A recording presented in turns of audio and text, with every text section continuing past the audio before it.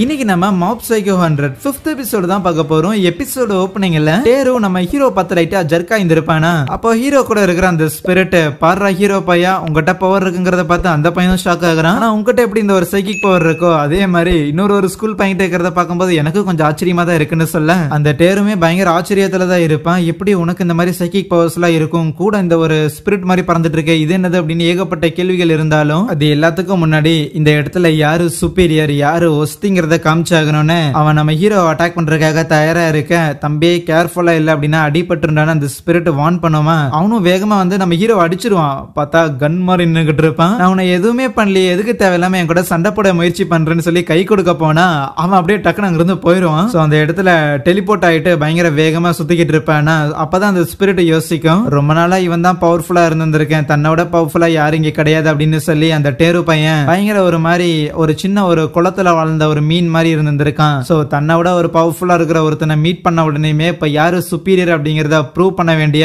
ஒரு சர்வைவல் இன்ஸ்டிங்க் குள்ள இருக்கிறான். அதனாலதான் அவன் இப்படி பிஹேவ் பண்றான் அப்படின்லாம் நினைக்கிறேன். அதுவே டேருவும் கண்டிப்பா இப்போ நான் பயன்படுத்தின இந்த ஒரு அட்டாக்கை எந்த ஒரு ஆவரேஜான ஹியூமன் மேல பயன்படுத்தி இருந்தாலும் கண்டிப்பா அவங்க எங்கேயாவது தெரிச்சு போயிருந்திருப்பாங்க. சோ இது வேலைக்கு ஆகல அப்படின்னா வேற ஏதோ ஒன்னு ட்ரை பண்ணணும் அப்படின்னு நினைப்பானா. அந்த ஸ்பிரிட்டும் டே சீக்கிரம் அவன் திருப்பி வந்து அட்டாக் பண்ண போற அவனோட பவரை பயன்படுத்துறான்னு சொல்ல பீப்புளுக்கு எதிரால பவரை பயன்படுத்தக்கூடாது அப்படின்னு நம்ம ஹீரோ பயங்கர திடகாரத்தமா இருப்பான். அந்த டேரு பையனும் அவனோட பவர்ஸ் எல்லாம் பயன்படுத்தினாலும் நம்ம ஹீரோ வெறும் டிஃபென்ஸ் மட்டும் தான் பண்ணிட்டு இருப்பானா. என்னன்னா ஆக்சுவலி ரெய்கன் இருக்கிறான்ல அவன் தான் ஹீரோ கிட்ட சொல்லியிருந்திருப்பான், நம்ம ரெண்டு பேருமே இந்த மாதிரி பயங்கர ஸ்பெஷலான பவர்ஸால பிறந்திருக்கோம், இந்த ஒரு பவர்ஸ் வேற யாருக்கும் கிடையாது, ஆனா அதுக்குன்னு நார்மலா இருக்கிறவங்களை விட நம்ம எந்த விதத்திலயும் பெட்டர் அப்படின்னும் இல்ல, உன்னை விட மத்தவங்க வேகமா ஓடலாம், நல்லா பாட்டு பாடலாம், ஈவன் பயங்கர ஸ்மார்ட்டா இருக்கலாம், மத்தவங்க கிட்ட அவங்க ரொம்ப நல்லா பேச முடியும், ஆனா அதுக்குன்னு இந்த விஷயங்கள்லாம் பண்றதுக்கு சைக்கிக் பவர் வந்து பயன்படுத்தணும் அப்படிங்கிற தேவை கிடையாது. இந்த மாதிரியான சைக்கிக் பவரை நம்ம தேவையான விஷயங்களுக்கு மட்டும்தான் பயன்படுத்தணும். ஒரு கத்திய நம்ம எந்த மாதிரியான விஷயங்களுக்கு பயன்படுத்துறோமோ அதே மாதிரி தான் நம்மளோட பவர்ஸும், அதனால பார்த்து ஜாக்கிரதையா இருன்னு ரெய்கன் இந்த அட்வைஸ் கொடுத்துருக்க.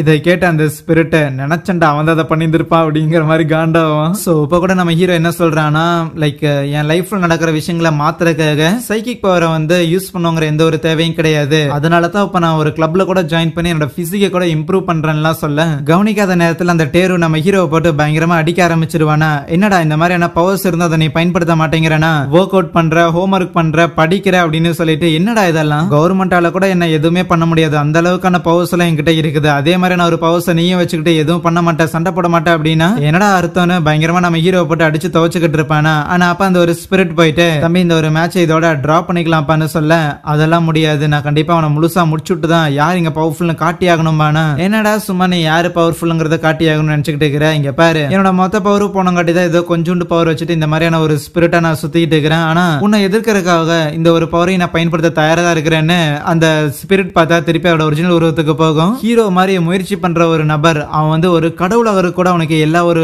வாய்ப்புகளும் இருக்குது, அதனால உன்ன மாதிரி சும்மா பவரை யூஸ் பண்ணி தெரு சண்டை போட்டுக்கிற நாய் கூட எல்லாம் அவனை சண்டை போட விட மாட்டேன்னு சொல்ல அந்த டேரு அந்த ஸ்பிரிட் அதே இடத்துல காலி பண்ணிடுவானா. அந்த ஸ்பிரிட் அவன் அழிச்சிட்டான் அப்படிங்கிறது நம்ம ஹீரோக்கெல்லாம் பயங்கரமான ஷாக்கு. சோ இவ்வளவு நாளா அந்த ஸ்பிரிட் வந்து தன் கூட இருந்திருக்கும்ல, சோ அதெல்லாம் யோசிச்சு பார்த்துட்டு என்னடா அப்படி ஆயிடுச்சு அப்படின்னு லைட்டா ஃபீல் பண்றான். என்னடா அட்லீஸ்ட் அந்த ஸ்பிரிட்டுக்காவது என் கூட சண்டை போட போறியாடா அப்படின்னு கேட்டா இல்ல தேவையில்லைன்னு சொல்லிடுவான். இருந்தாலும் நம்ம ஹீரோக்கு ஒரு கேள்வி இருக்கும், ஏன் நீ இப்ப வந்ததுல இருந்தே இருக்கிற எல்லாரையுமே வந்து ஆவரேஜ் அவங்க எல்லாருமே வந்து வேலைக்கு ஆக மாட்டாங்க, ஸ்மால் ஃப்ரை அப்படிங்கிற மாதிரியான நேம் எல்லாம் யூஸ் பண்ணிட்டு இருக்கிற, இன்னும் சொல்ல போனா உன்னை கம்பேர் பண்ணக்குள்ள அந்த ஸ்பிரிட் கூட ரொம்ப நல்ல விதமா தான் இருந்தான்னு சொல்லும் போது நீ பொத்தி நேரு போன அடிக்கிற அடியில நீ உன் பவரை பயன்படுத்துறே இல்லைன்னு மட்டும் பாருன்னு கொஞ்சம் கூட ஹோல் பேக்கே பண்ணாம அந்த டேரு அவனோட ஃபுல் பவரை யூஸ் பண்ணி நம்ம ஹீரோவை அச்சுக்கிட்டு இருப்பானா. ஸ்கூலுக்குள்ள கூட்டிட்டு போய் நம்ம ஹீரோ போட்டு பயங்கரமா அச்சு துவச்சுக்கிட்டு இருப்பான். இப்படி ஒவ்வொரு ரூமா அச்சு துவச்சு கூட்டிட்டு போயிட்டு இருக்கும் போது ஒரு இடத்துல வந்து நிறைய கத்திகள்லாம் இருக்குமா, அதையும் அவன் பயன்படுத்த போக டே இந்த மாதிரி கத்திகள்லாம் பயன்படுத்தக்கூடாது ரொம்பவே ஆபத்துன்னு ஹீரோ வார்ன் பண்ணுவானா.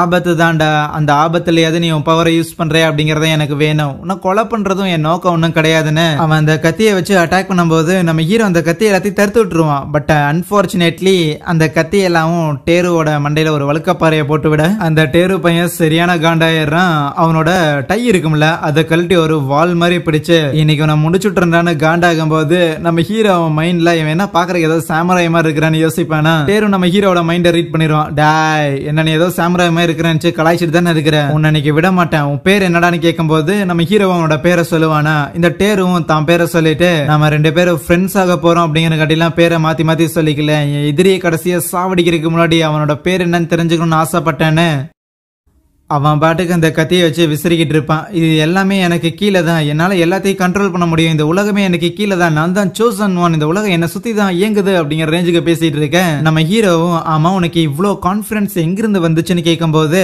எங்கிருந்து வந்துச்சா ஏண்டாடே இந்த அளவுக்கான சைக்கிக் பவர் வச்சுக்கிட்டு எதை வேணாலும் என்ன வேணாலும் பண்ண முடியும் அப்படின்னு தெரிஞ்சதுக்கு அப்புறம் இந்த கான்பிடன்ட் இல்லைன்னா வேற என்னடா பண்ண முடியும், மரியாதையா வந்து என்னை எதிர்த்து சண்டை போடுறா, ஏன்டா சண்டை போட மாட்டேங்கிறேன்னு கேட்கும் போது ஏன்னா எனக்கு உன்னை காயப்படுத்த விருப்பம் இல்லைன்னு சொல்லுவானா. அதை கேட்டோன்னே டேரு பயங்கரமா சிரிக்க ஆரம்பிச்சிருவான். என்னது நீ என்ன காயப்படுத்த போறியா, என்னடா உன்ன மாதிரியான ஒரு மொக்க பீஸ் எல்லாம் என்ன ஹர்ட் பண்ண முடியும் அப்படின்னு நீ நினைச்சுக்கிட்டு இருக்கிறியா, நான் தாண்டா பவர்ஃபுல்லான ஒரு ஆளுன்னு சொல்ல ஏய் உனக்கு சைக்கிக் பவர் இருக்கிறங்காட்டி நீ ஒன்னும் பவர்ஃபுல்லான ஆள்லாம் ஆயிர மாட்டாயா. ஆனா அப்பதான் நம்ம ஹீரோக்கு இன்னொரு ஒரு ரியலைசேஷனும் வரும். இப்பதான் புரியுது நீ ஏன் என்ன வெறுக்கிறேன்னு, ஏன்னா நான் உன்னில இருந்து வித்தியாசமா இருக்கிறங்காட்டி நீ என்ன வெறுக்கல, நீயும் நானும் ஒண்ணுதான், உனக்கும் எனக்கும் ஒரே மாதிரியான பவர்ஸ் இருக்குது, உனக்கும் எனக்கும் ரெண்டு பேருக்குமே கான்பிடன்ஸ் சுத்தமா கிடையாது, மேபி உங்ககிட்ட இருந்தும் என்கிட்ட இருந்தும் இந்த ஒரு சைக்கிக் பவரை மட்டும் பிரிச்சு எடுத்துட்டா நம்ம ரெண்டு பேரும் யாருமே மதிக்க மாட்டாங்க, நம்ம ரெண்டு பேரும் மேல நமக்கே செல்ஃப் கான்பிடன்ஸ் கிடையாது, இன்னும் சொல்ல போனா நம்ம எல்லாருமே தனியாயிருவோம், நமக்கு எந்த ஒரு நண்பர்களும் இல்ல, அது எக்ஸாக்டா நான் தான் அப்படின்னு சொல்லுவானா. அப்படிலாம் இல்லன்னு அவன் கத்தும் போது அப்ப ஹீரோ இன்னும் எக்ஸ்ட்ராவா எரியற நெருப்புல என்ன ஊத்துற மாதிரி எனக்கு தெரிஞ்சு நீயும் ஒரு ஆவரேஜான பர்சன் தானான்னு சொல்ல அந்த டேரு பார்த்து அவனோட பவர்ஸை பயன்படுத்தாம நேரா வந்து நம்ம ஹீரோட கழுத்தை பிடிச்சு பயங்கரமா நெருக்க ஆரம்பிப்பான். இது வரைக்கும் அந்த பவர்ஸை வச்சுட்டு அவன் பயங்கர ஒரு சூப்பர் ஸ்டார் மாதிரி அவன் ஸ்கூல்ல இருந்திருப்பான்ல, எதுக்கு தேவையில்லாம என்னோட ரியாலிட்டியை நீ இப்படி கலைக்கிற, இது எல்லாமே ஊன் தப்பு தாண்டா அப்படின்னு சொல்லி நம்ம ஹீரோட கழுத்தை பிடிச்சு நெருக்கிட்டே இருக்க நம்ம ஹீரோட பிரஷரும் ஏற ஆரம்பிக்குது. பட் இருந்தாலும் நீ இதுதான்டா கேட்ட அப்படின்னு சொல்லி அவன் மூஞ்சில சும்மா குத்துவானா. என்னடா சும்மா குத்துற, அது மட்டும் இல்லாம என்ன சொன்ன இந்த ஒர்க் அவுட் எல்லாம் பண்றியா, ஒர்க் அவுட் பண்ணி உடம்பு மாத்த போறியா, அவ்வளவு ஈஸியா மாத்திர முடியும் நீ நினைக்கிறியாடா, இந்த ஒரு சைக்கிக் பவர்ஸ் எல்லாம் இருக்குதுல்ல அதை நீ பயன்படுத்த, அது ரொம்ப சிம்பிள் தான். ஆனா அப்பதான் சின்ன வயசுல நம்ம ஹீரோவோட தம்பியும் ஹீரோவும் விளையாண்டு இருக்கும் போது அப்ப ரெட்ஸு கிட்ட சில பசங்களாரும் வம்பல் தந்திருப்பாங்களா, பெரிய பசங்க தன்னோட தம்பியை காப்பாத்துறதுக்காக ஹீரோவோட பவர் எல்லாம் பயன்படுத்தி இருந்திருப்பான். பட் கூடவே அவன் தம்பியும் சேர்த்தி தலையில இருந்து ரத்தம் வர அளவுக்கு டேமேஜ் பண்ணியிருந்திருப்பான். சோ அதனால பீப்புளுக்கு எதிராக வந்து இந்த பவர்ஸை பயன்படுத்த கூடாதுன்னு அவன் நினைச்சிட்டு அதே இடத்துல மயங்கி போக அந்த டேரும் ரைட் இந்த சண்டை இதோட முடிஞ்சானு அங்கிருந்து போகும்போது நம்ம ஹீரோ அன்கான்சியஸா அந்த இடத்துல அவேக்கன் ஆகுறானா. ஹாஹா திருப்பி என்னோட பவர்ஸை பயன்படுத்திட்டியா, என்னமோ பெரிய இவ மாதிரி சண்டை போட மாட்டேன், மக்களுக்கு எதிராக பவரை பயன்படுத்த மாட்டேன்னு சொன்ன உன்னோட ஐடியல்ஸை நீயே வந்து மீறிட்ட பாத்தியா அப்படின்னு அவன் பேசும்போது அவன் துணி எல்லாமே அப்படியே பிச்சுக்கிட்டு போகுது. ஈவன் நம்ம ஹீரோ பார்த்து அவனோட பவர்ஸ்ல இருந்து எல்லாத்தையும் வந்து அப்சர்வ் பண்ண ஆரம்பிக்கிறானா. ஏன்னா அவன் கான்சியஸ்ல இருக்கிறானா என்னன்னு சொல்லி இந்த டேருக்கு ஒன்னும் புரியாம இருக்க, சீண்டக்கூடாத ஏதோ ஒரு விஷயத்த சீண்டிட்டோம் அப்படின்னு அவனுக்கு தெளிவா புரியுது. அவ்வளவுதான் வச்சு நம்ம ஹீரோ கம்ப்ளீட்டா அந்த ஸ்கூல் பில்டிங்கோட சேர்ந்து அந்த டேருவையும் ஆகாயத்துக்கு மேல வந்து பறக்க விட ரைட்டு.